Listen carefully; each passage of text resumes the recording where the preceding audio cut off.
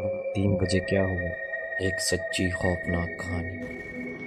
کیا آپ جانتے ہیں کہ رات 3 بجے کو شیطانی وقت بھی کہا جاتا ہے؟ علی ایک رات اچانک 3 بجے جاگ گیا۔ کمرے میں مکمل خاموشی تھی، لیکن اسے لگا جیسے کوئی اسے دیکھ رہا ہے۔ اس نے آہستہ سے موبائل اٹھایا اور جیسے ہی کیمرہ آن کیا، اس کے پیچھے ایک سایہ کھڑا تھا۔ علی نے فوراً پیچھے مڑ کر دیکھا، لیکن وہاں کوئی نہیں تھا۔ ڈرا ہوا علی دوبارہ سونے کی کوشش کرنے لگا،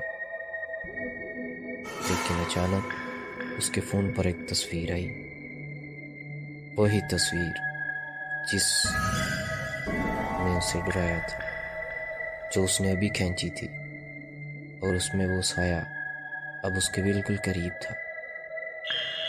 اگلی صبح علی غائب تھا، اور اس کے فون میں صرف ایک تصویر تھی، جس میں وہ سایہ کیمرے کے بالکل سامنے کھڑا تھا۔ اگر آپ اکیلے یہ ویڈیو دیکھ رہے ہیں تو ایک بار پیچھے ضرور دیکھیں۔